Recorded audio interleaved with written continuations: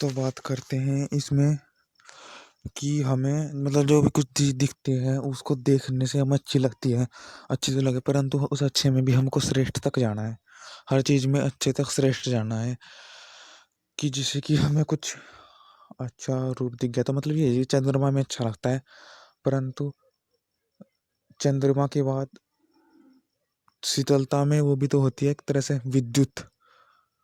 आसमान में चंद्रमा भी और विद्युत भी है, तो विद्युत हमें संदेश देती है।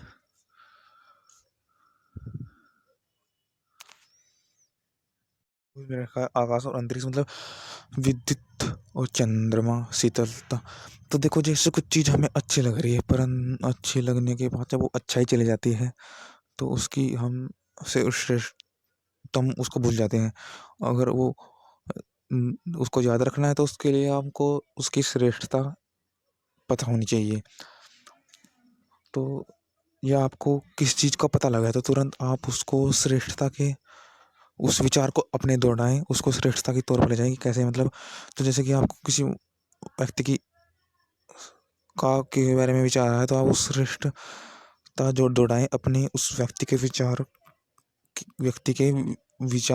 के लिए, मतलब उस व्यक्ति के बारे में अपने विचार तेजी से दौड़ाए, श्रेष्ठतापूर्वक दौड़ाए। तो जैसे कि तो ये है कि उदाहरण के तौर पर कि किसी व्यक्ति को हम या तो कभी भी एक तरह से दुख कष्ट में ना होने दें।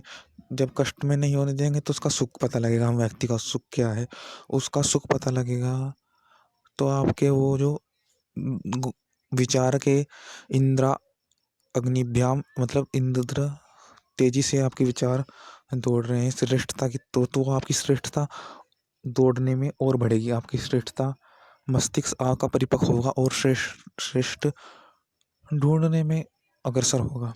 तो मतलब आपको उसको दुख में नहीं करा और उससे आप उसका सुख पता लगा, उससे कि आप और श्रेष्ठ। तो जैसे कि आपको पता लग गया कि इसका ये, जैसे किसी का खाने में रुचि होती है, किसी का खाने में मतलब सुख होता है, किसी का किसी चीज़ में सुख होता है, तो आपने उसका सुख पहचान लिया एक बार उसे दुख से अलग रख करके, तो फिर आप उसके सुख से उसके सुख को जो उसने विशेष सुख समझा है उस व्यक्ति ने, तो आप उसके सुख को देख करके आप तो खुद भी सुखी होगे। पहली बात ये, आप खुद भी सुखी होगे, आप खुद भी आनंदित होंगे, संतुष्ट होंगे। और ये आप उसको समझ जाएंगे, मतलब उस सुख की वास्तविकता, उस विशेष प्रकार की सुख जो वो व्यक्ति समझता है, उसको उस चीज में रुचि है। हमको यहाँ पर वास्तविकता ही पता करनी है, सुखों की वास्तविकता पता करनी है यहाँ पर।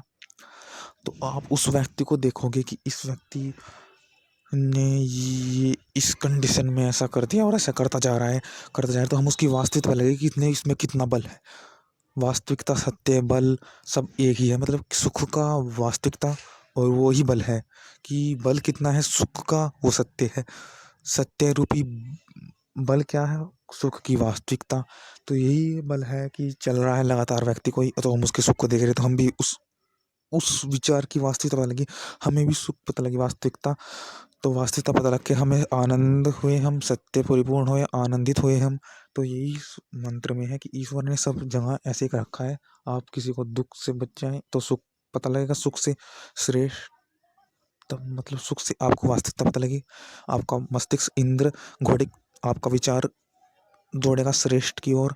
तो देखें जिसको, तो इसमें है कि चक्षु की तरह देखें, मित्र से प्राणवायु की तरह, सूर्य की तरह देखें, सूर्य दिखाता है, उसको श्रेष्ठता की गहराई में दौड़ाएं अपने मस्तिष्क को परिपक्व करके। श्रेष्ठ पुरुष वरुण से उदान, उसको श्रेष्ठता के घोड़े, श्रेष्ठता इंद्र अग्नि की तरह दौड़ाएं। तो यही मंत्र में है कि हमें भी एक तरह से सुतातन वायु यही तो करता है कि असत्य सत्य का बोध हो जाता है। तो वही तो बात कही गई कि सत्य क्या है, सत्य क्या है, जो बल है वास्तविकता है वो सत्य से परिपूर्ण है। तो यही है सत्य, तो असत्य का बोध हो जाता है।